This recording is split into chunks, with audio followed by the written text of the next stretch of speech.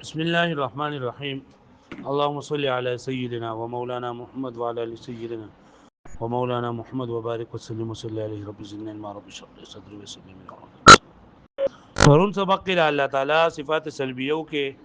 منګت ویلو چې ولا جسم ولا جوهر. ولا جسم مطلب دا دی چې الله تعالی جسم نه دی، ځکه د جسم د لپاره څه خبرې ضروری دي. یو د جسم د لپاره ترکیب ضروری دی، مرکب کېدل ضروری دی، او مرکب په خپل ترکیب کې خپل اجزا او د جن دا محتاج وي. د دې وجه نه الله تعالی محتاج نه دی، نو الله تعالی جسم نشي کېدای. بل دا چې جسم نو دا به متحیز وي او هغه په خپل ذهن ولو کې مکان ته محتاج وي، او محتاج کېدل دا د حدوث نه قدا. نو الله تعالی دا حادث نه دی، الله تعالی قدیم ذات دی.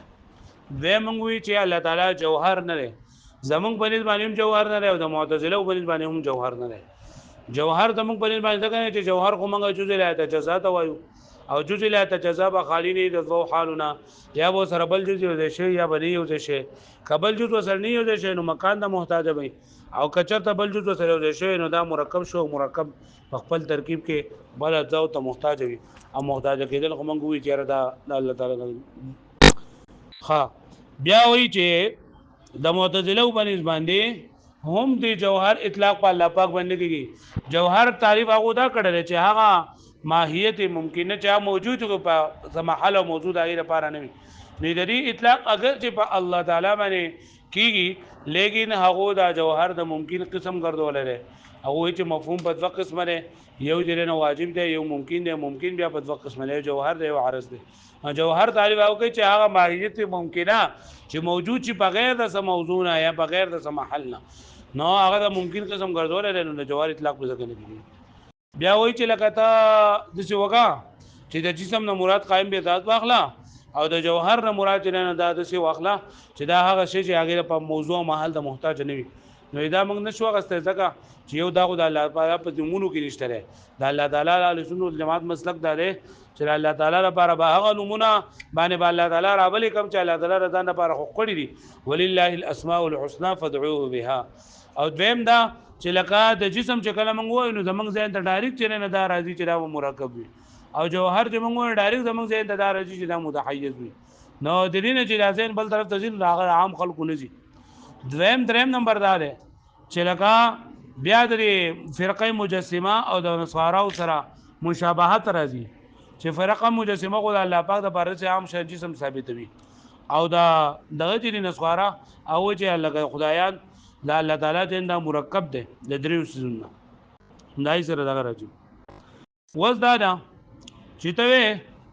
چې لکه د واجب اطلاق په الله پاک باندې د جسم اطلاق نه کیږي، د جوهر اطلاق نه کیږي، او په دلیل کې د ځان لپاره دا وي چې دا نمونه خو الله پاک د ځان لپاره خو کړی دی کنه، ها، او په اسماء الحسنا کې نشته لري. نو اعتراض پیدا دی چې څنګه چې دغه نمونه په اسماء الحسنا کې نشته لري، دغه شان چې دا موجود وي د الله تعالی پر دې چې الله تعالی موجود دی، الله تعالی واجب دی، الله تعالی قدیم دی، دا صفات علماء کې ثابت کړل کنه. ها، نو دا نمونه خو په اسماء الحسنا کې نشته لري، دا ته څنګه الله تعالی لپاره ثابت دی؟ نو دا موږ په اجماع سره ثابتو. اجماع په دې باندې راغله چې دا نمونه د الله تعالی لپاره د دې استعمال د الله تعالی لپاره جایز دی، او اجماع هم په ادله شرعیو کې یو دلیل دی. پوه شو به باندې دا په مخکې سبق باندې اعتراض و چې لکه مخکې پرون منغوي کنه چې لکه د جوهر اطلاق دا په الله پاک باندې ولې نه کوي، د جسم اطلاق ولې د جسم نه مراد وي دا قائم بذات واخلا، او د جوهر نه مراد هغه چې هغه محل او موضوع ته محتاج نه وي. نو دین د الله پاک په ذات باندې اطلاق وکړه کنه، نو جواب دا ورکړو چې لکه دې اطلاق په الله پاک باندې څه کوي چې دا نمونه الله پاک د ځان لپاره خو کړی دی په اسماء الحسنا کې نشته. نو څنګه چې دا په اسماء الحسنا کې نشته دا شان د واجب او قدیم او دا موجودم د الله تعالی په نمونو کې نشته، نو دغه ته الله تعالی لپاره ثابت دی. نو دا د اجماع په ذریعہ سره ثابت دی. پوه شو به معنی. دویمه خبره ده چې دا الله واجب او قدیم دا الفاظ مترادفه دي. الله واجب او قدیم دا سری الفاظ مترادفه دي، او دا موجود لفظ دی موجود دا لازم ده د واجب سره، موجود دا لازم دی سره. مطلب دا دی چې واجب الوجود څه ته ویل کېږي؟ واجب الوجود چې دا همیشه نه دی او همیشه به کنه چې دا غي وجود به همیشه وي نو دا وجود لازم دی د څه سره د واجب سره وجود لازم دی د څه سره او قاعده دا چې کله د یو سیز اطلاق په یو اسم باندې په یو لغت کې وشي نو هغه عام وي د دې په مترادف الفاظ باندې هم هغه اړای لپاره هم لازم وي او که په بل معنی کې دغه ټکی وي نو د هغې لپاره هم دا جایز دی لکه مطلب دی وایي که نه چې الله واجب او قدیم دا مترادف الفاظ دي او دا موجود کېدل دا د واجب سره لازم دي نو چې څنګه د واجب سره لازم دي نو دغه شان د الله او د قدیم سره هم واجب دي لازم دي پوه شو مې باندې ځکه چې الله واجب او قدیم دا څه ټکي دي دا مترادف دي سری مترادف دي او دا موجود دا لازم ده د واجب سره یعنی چې واجب نو خامخا موجود به پکې وي دا موجود لازم نو چې د موجود سره لازم دی نو دا الله او یا دا دغه چې کوم دی الله او قدیم دا سره به هم دا لازم وي ځکه قاعده دا ده چې کله یو اسم د یو لفظ سره لازم شي یو اسم د بل اسم سره لازم شي یو شی د بل سره لازم شي نو د دې چې کوم الفاظ مترادفه دي دا سره به هم لازم وي او په دغه جبه کې چې سره مترادف دي دا لپاره به هم لازم وي او دغه لفظ کچته په بل معنی کې استعمال شي په بل لغت کې استعمال شي نو دا غي لپاره به هم دی نو لکه څنګه چې د الله تعالی لپاره څنګه چې د وجوب لپاره وجود لازمی دی دغه شان د الله لپاره وجود لازمی دی دغه شان د قدیم لپاره وجود لازمی دی دغه شان د خدای لپاره لکه خدا دا زمونږ په فارسی کې وایو نو دا غي لپاره هم وجود لازمی دی لکه پوه شو باندې وای دا خبره چې نن په دې کې د نظر دی درې خبرې په دې کې دا وای دا د بیا مکه فإن قيل كچر دی اویل شي فكيف يصح اطلاق الموجود سرنګ صحیح دی اطلاق د موجود او د واجب او د قدیم ونحو ذلك مما لم يرد به الشرع سره د دې چې نه دی راغلی په دې باندې شرع نه راوړي شوی مخکې دې ماته په جواب په دغه کې دا وی کنه په جواب کې چې د واجب او د جوهر د جسم او د جوهر اطلاق په الله باندې ځکه نه کوم چې الله د ځان لپاره وکړه نه لري پاس مولوسنا کې نشته نو دغه شان خدا واجب او قدیم او دا موجود دا هم دا هم چې نه دا په دغه کې نشته د الله تعالی په نومونو کې نشته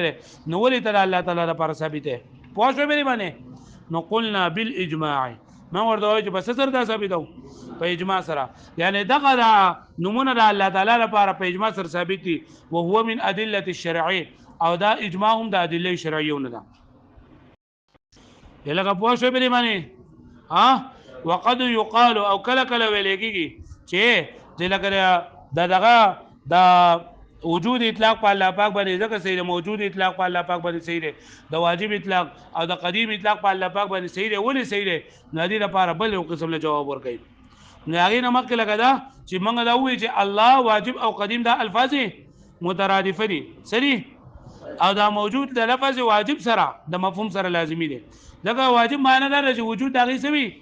لازمی او قاعده ده نه وای چې کله په شرع کې په یو واجب کې یو لفظ اطلاق په بار تعالی باندې او چې نو دا چې څومره هم دغدي پای باندې اطلاق به کېږي الفاظ مترادفه وقد يقال ولشويري ان الله والواجب والقديم الفاظ مترادفه چې دا الله واجب او قدیم الفاظ مترادفه دي والموجود لازم للواجب او موجود دا لازم دی د واجب لپاره نو چې د واجب لپاره لازم دی نو دې چې کوم الفاظ مترادفه دي چې الله او قدیم نو دا غیر لپاره هم داسه شو لازم شو لکه پوه شو مې معنی واذا ورد الشرع او دا قاعده ده واذا ورد الشرع باطلاق اسم بلغه کله چې وارد شي شرع یعنی شریعت وارد شي شرع په یو جبه کې د یو لفظ اطلاق وکي بلغه په لغت کې فهو اذن نو دا اجازت ته باطلاق ما يرادفه بدیل مطلق ذکر کولا چې مرادف وي لري من تلك اللغه کله دغه جبه نوي او من لغه اخرى یا د بل جبه نوي وما يلازم معنا واغه دې سره ملازم معنا والے الګه پوه شو به معنی هو فيه نظرون دا خبره په دې کې نظر ده لکه دا خبره چې وکړه لکه دا چې کله د یو اسم اطلاق د یو لفظ اطلاق په بل څه باندې وشي نو دا په هغه لپاره هم ثابت وي او کله چې دا هغه کوم مترادف الفاظ نه لپاره هم لازمي لکه واجب د دې لپاره لازم وجود ده نو چې د وجود لپاره لازم دا وجود د واجب لپاره لازم ده نو د واجب سره چې کوم مترادف الفاظ دي چې هغه الله له قدیم ده نو دا هغه لپاره هم دا وجود څه شو هغه پوه شو به معنی خو په دا خبره چې دا غلطه ده او درې وجونه سره خبره غلطه ده یو خبره خدا ده غلطه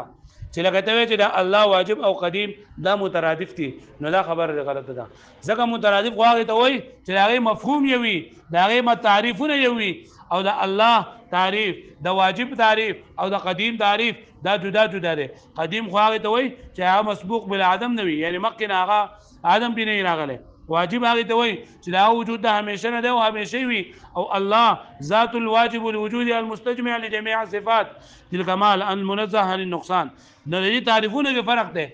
په تعریفونه کې فرق دی نو لہذا ترادف خو بګنی شی یو خبره ده شوله دیمه خبره ځکه غلطه ده وای چې کله مترادف یې داسې الفاظ وي کنه چې پای کې نقص یا شایبه د نقص وي نقص بګوي یا شایبه د نقص وي نو بیا د یو اطلاق په بل باندې کېږي لکه ته عالم الغیب والشهاده نو عالم او عاقل دا ځوانه مترادف الفاظ دي موږ جاءني زيد العالم والعاقل نو ما خواته داسې زید راوي چې عالم هم دی او عاقل هم دی نو عالم او عاقل دا ځوانه مترادف الفاظ دي صحیح مترادف الفاظ دي او دا الله تعالی اطلاق ته الله تعالی باندې عالم اطلاق کولای شي او دا الله تعالی باندې عاقل اطلاق نشي کولای لکه عالم الغیب والشهاده ویل شي او عاقل الغیب والشهاده نشي ویل ځکه به دې کې شوبه نه نقصان ده هغه سره چې عقل ویلېږي کې بند کړل شي دا څه ویلېږي بند کړل شي دا او الله تعالی د پاره بیا نو ثابتېږي نو لکه دا خبره چې دې چې دو مترادف الفاظ دي د اطلاق په بل باندې صحیح نه دا خبره غلطه ده پوښوي ځکه چې کله په دویم لفظ کې دویم مترادف لفظ دی خو به دې کې نقصان نه یا په کې شوبه نقصان نه دې اطلاق ته الله تعالی باندې شي کولای پوښوي به معنی درېمه خبره ده چې د ملزوم اطلاق دا صحیح وي په لازم باندې د ملزوم اطلاق په لازم باندې چې دا صحیح وي او کله کله د سی وی کنه چې هغه لازم ولا معنا غستل چې نه دا صحیح نه وي کچرتا دلته دا چې په کوم ځای کوم ملزوم راغی نه الته کې به لازم ولا معنا چې دا بخامخا نو کبدی کې ته عموم راولې نو بیا به هم پرې کې خرابې راشي لکه دا خالق كل شيء د دې لازم معنا لاره چې الله تعالی د هر یو څه دا پیدا کوم کړي اطلاق صحیح دی لیکن د دې سره لازم دی چې خالق الخنزير هم الله پاک دی خالق الشیطان هم الله پاک دی او د خراب سيزونو نسبت الله پاک ته نه کول کېږي د خراب سيزونو نسبت الله پاک ته نه کول کېږي الګه پوښوي به معنی ها الګه پوښوي اطلاق د ملزوم په لازم باندې صحیح دی او د لازم اطلاق په ملزوم باندې دا نه دي وفي نظرون بدی کې دا خبره بدی کې دا نظر ده الګه پوښوي نو ګور دا پورا دی بس بس وې ما ګور موږ پرون سبق دا وې چې لکه دا اعتراض وکړو چې جسم نه مطلق قائم به ذات واخلا او د جوهر نه مراد نه د ذات واخلا چې هغه موضوع او محل د محتاج نه وي نو دې اطلاق په الله پاک باندې وکا نو یې نه کیږي ځکه نه کیږي چې الله تعالی دا نمونه د ځان لپاره خوښ کړی نه دي او د اهل سنت والجماعت مسلک داره چې الله تعالی لپاره به هغه نمونه اغلی په هغه ربونو باندې الله تعالی رابلې کوم چې الله تعالی د ځان لپاره خوښ کړی دي او دا نه دي خوښ کړی نو ځکه نو ته چې دا خبره ده چې دې چې الله تعالی ځان لپاره کوم نمونه خوښ کړی نو هغه به وایم نو دا واجب خو الله تعالی په اسماء الحسنا کې نشته لري دا قدیم خو په اسماء الحسنا کې نشته لري دا موجود خو په دا کې نشته لري نو ته څنګه لکه دا الله تعالی باندې اطلاق کې نو وایو چې دی واجب د موجود او د قدیم اطلاق چې د الله تعالی په ذات باندې کېږي دا موږ ثابت کړی په اجماع سره او اجماع په ادله شرعیو کې یو دلیل دی پوه شو به معنی بیا دا خبره را چې لکه او موجود دا د الله تعالی د واجب سره لازم دی موجود دا د واجب سره لازم دی نو چې د موجود دا واجب سره لازم دی نو د الله سره هم لازم شو او دا قدیم سره هم لازم شو ځکه قاعده دا چې کله یو لفظ د بل لفظ سره د واغی باندې مطلق ذکر کړل شي اندغه باندې لازم اطلاق کړل شي نو د دې سره چې کوم مترادف الفاظ دي په دغه جبه کې دي یا په بل جبه کې دي نو هغه لپاره هم دا لازم وي پوه شو کومه په دې قاعده کې نظر دی یو خدای خبره نه چې لکه درې وړه تاوي چې الفاظ مترادف دي دا خبره ده غلطه ده څنګه مترادف هغه ته وای چې پاږي کې داغه وي تعریفات وي او لکه تعریفات جدا جدا دي ویم دا ده چې کله د سيزونه د لفظونه دی په ځوانو کې ترادف ته لیکن په مترادف لفظ کې نقصان ده پکې یا به شایبه د نقصان ده نو هغه اطلاق په بل باندې سیږي لکه عالم او عاقل عالم اطلاق په الله باندې کیږي خدا عاقل اطلاق چې نه په الله پاک باندې کیږي درېمه خبر دې هم صحیح نه ده دغه چې لفظ اطلاق اجازه ورکړل شي کنه نو لازم اغستل باندې بیا صحیح نو خالق کل شی د دې معنی کته واخلي نو دې سره بیا دا لازم راځي چې الله تعالی خالق الخنزیر هم ده پوه شو به معنی او دا خبره چې نه ده غلطه نه لیکن دا اطلاق جایز نه